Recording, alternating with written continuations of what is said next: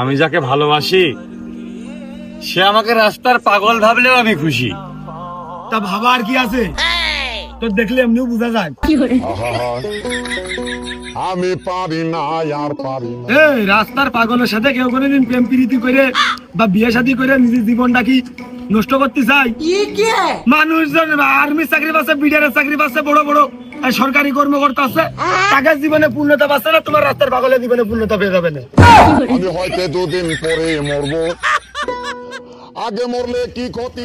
ভাই আমি তো ইমপ্রেস করার চেষ্টায় আছি, ঘুরতে ঘুরতে স্যান্ডেলের তলা বাটা স্যান্ডেল বা লোটো স্যান্ডেল বা এখন এপেক্সের স্যান্ডেল পরতেছি, তার তলাও ক্ষয় হয়ে গেছে।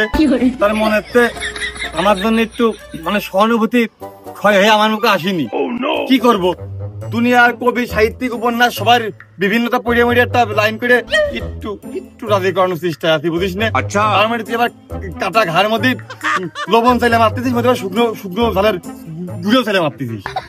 আরাম করে ফাইজলামি না ঠাবে বেরিয়ে কাজ করে খাও। টাকার অভাবে মোটা লবণ খাচ্ছি, গরুরও দিচ্ছি, আমি নিজে খাচ্ছি।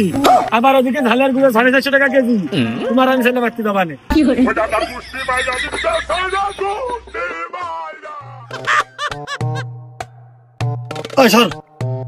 लेकिन ये साला कर क्या रहा है यहाँ पे? তাই তো রবি ঠাকুর বলেছেন এই ভাঙাচোরা মন নিয়ে আমি যেন প্রেমের উপন্যাস না পড়ি। তবে খুব সংক্ষেপে বলতে চাই। কিসি কল দিয়ে কইলে তোর কাছে? ইমোতি না হোয়াটসঅ্যাপে? তুই তো বড় খুব ফাইল তো, তুই প্রেম ভালোবাসার পূর্ণতার কি বুঝি? এসব হৃদয়ের কথা, সাহিত্যিক কাব্যের কথা তুই বুঝবি? রবি ঠাকুর কল দিচ্ছে 1911 সালে আবিষ্কার হয়েছে সময় না হতেও পারে। তোর কথা শুনে মনে হয় রবি ঠাকুর তোর হচ্ছে খুব ক্লোজ ভাই ব্রাদার, একদম অল টাইম একই সাথে থাকিস, মানে একই রক্তের তাপ বলতে গেলে চলে এরকম ক্লোজ তোরা। আরে পূর্ণতার বিয়ে না, কিসের কথা বলি? দুটো বিয়ে করেছি, দুটোই আমার পূর্ণতার বিয়ে। আচ্ছা একটা প্রেম করে বিয়ে, আর একটা প্রেম করে রাত্রি দেখা করতে যে ধরে বেঁধে বিয়ে। তাহলে কি হইলো? দুটোই পূর্ণতার বিয়ে না? না আমি সবই বুঝলাম।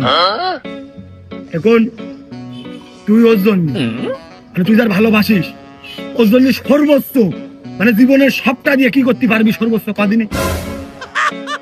সর্বোচ্চ কি এই জীবন, নিজের জীবন দিয়ে দেবো আমি ওর জন্য। আমার এত অনেক ভালোবাসি না, ও নাইট গার্ডে চাকরি করবে না,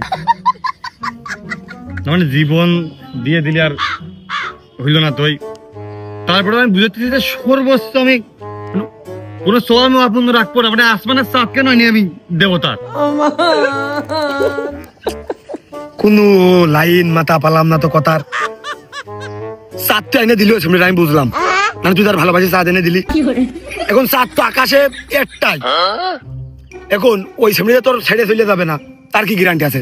ওই চাঁদ হাতে পাওয়ার পরে যদি ওই সামনে তোর ছেড়ে চলে যায়, তোর শেখাতে চলে যায়, তোর জীবনটা ধ্বংস করতে চলে যায়, তারপরে তোর তো আবার আর এক জায়গায় যদি তোর কারোর ভালো লেগে তুই যদি লাইন টানিস, আচ্ছা তাহলে সে যদি কয় যে তুমি আমার জন্য ভালোবেসে কি করতে পারবা, তুমি আমার জন্য আকাশে চাঁদটা এনে দিতে পারবা, তখন তুই কি করে এনে দিবি? চাঁদ তো আকাশে একটাই। তার বড় কোনো লাইন সাইজ নেই। তাও তো ঠিক, চাঁদ তো এক কানি, বাইসেন্স চাঁদ এনে দেওয়ার বদলে সে ছেড়ে চলে যায়, বাইসেন্স যদি মরেও যায় বা একটা বেলাইন তো হতেও পারে।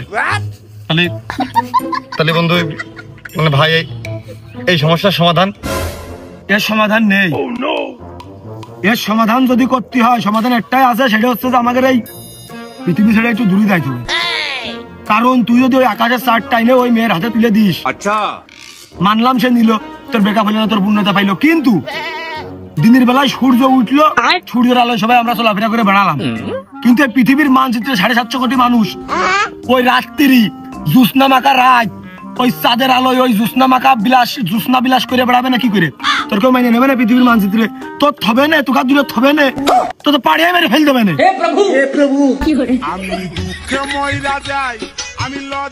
এখন মুখের কথা কয়ে ফেল দিছি, এখন চাঁদ যখন কইছি অদ্যপে তো দেওয়াও যায় না। এখন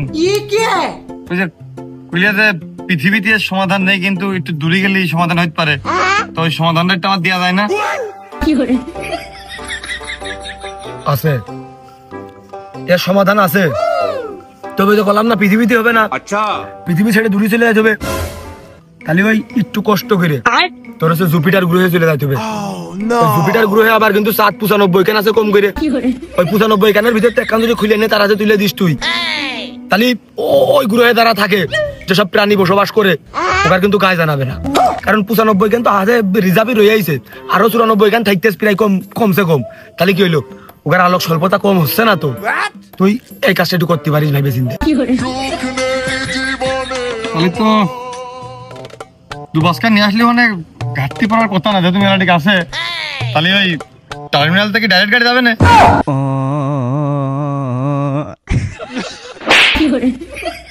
হালা, তোমার বেলেডাঙ্গার বেলে মাঠে দুই কাঠা জমি নেই, 200 জমি নেই, তুমি জুপিটার গ্রহে যা 7 খুলে নিয়ে আসতেছো। সে টাকা পয়সা হিসাব তো পরে দেখা যাবে না।